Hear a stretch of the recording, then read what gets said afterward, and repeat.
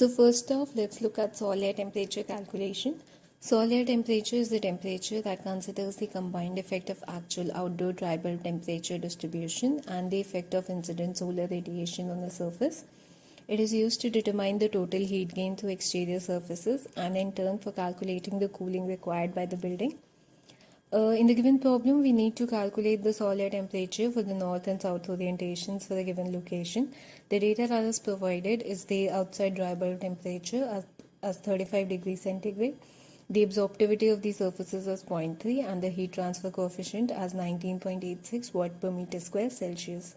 Also, the global solar radiances are given for north and south as 450 and 1100 watt per meter square respectively. So to solve this question, we'll consider the soil air formula, which is given as the outside dry bulb temperature plus the multiplication of absorptivity and solar global irradiance divided by the heat transfer coefficient. We are considering the simplified formula for soil air in this course. So for the north orientation, we substitute the values of our climate parameters and we get an increment of 6.8 degrees centigrade over the ambient dry bulb temperature as an effect of solar radiation. Thus, our soil air temperature for north orientation is 41.8 degrees centigrade. Similarly, for the south orientation, the calculation can be performed. We get a soil air of 51.62 degrees centigrade for the south orientation.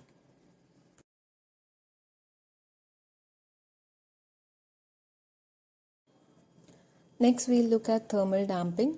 Thermal damping is caused by the mass of building envelope and describes the way exterior temperature and heat flow affects the interior of a building. So in the given problem, we need to calculate the thermal damping of a wall for three materials, material 1, 2 and 3, given the outside and inside maximum and minimum temperatures for the day in degrees Celsius.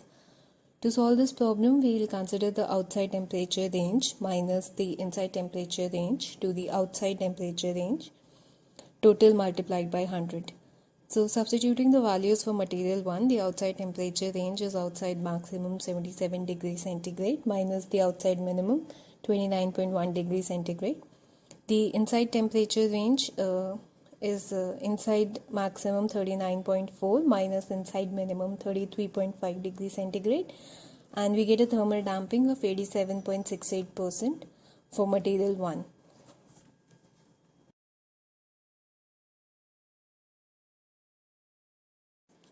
Similarly, for material 2 and material 3, the calculation is repeated and we get a thermal damping of 69.41% and 63.54% respectively.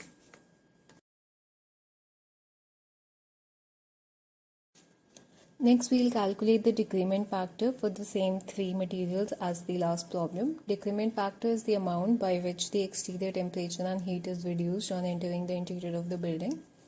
Decrement factor is the ratio of inside maximum minus inside minimum temperature to the outside maximum minus outside minimum temperature.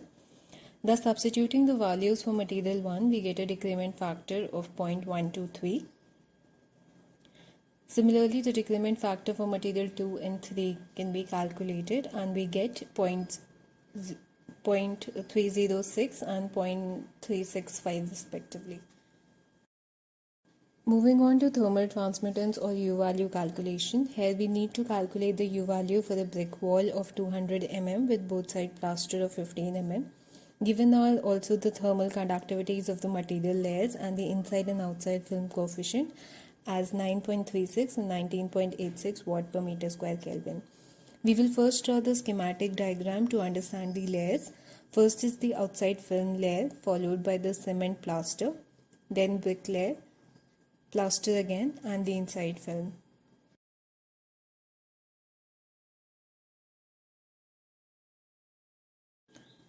U value is calculated as the inverse of the sum of resistances of all layers.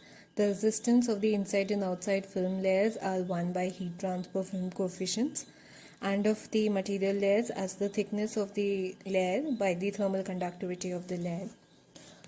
Thus substituting the values of all the layers, we calculate the U value for the wall as 2.242 watt per meter square Kelvin. Next, we look at the thermal time constant, also known as TTC. for the same brick wall with both side plaster. We are given the thickness, the thermal conductivity, the density and the specific heat of the material layers. First off, we will draw the schematic diagram of our wall.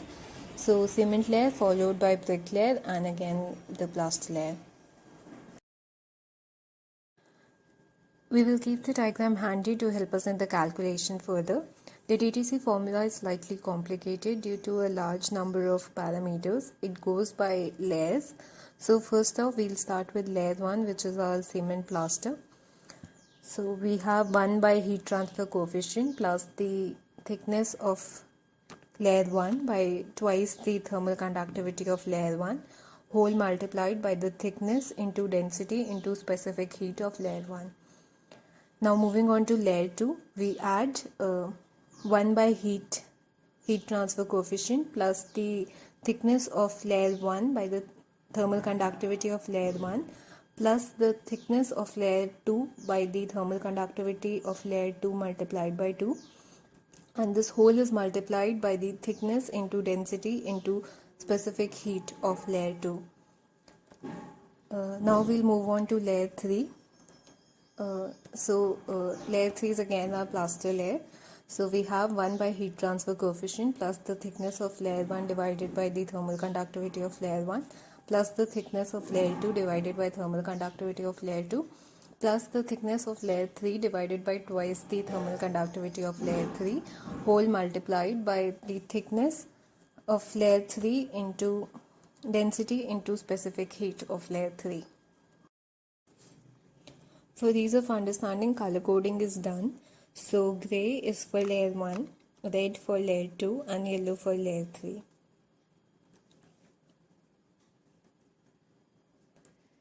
So substituting the values, we get the following expression.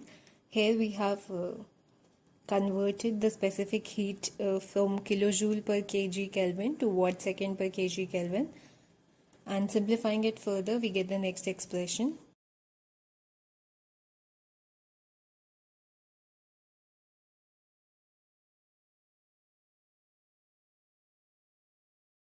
On further solving, we get the TTC as 70,198.82 seconds.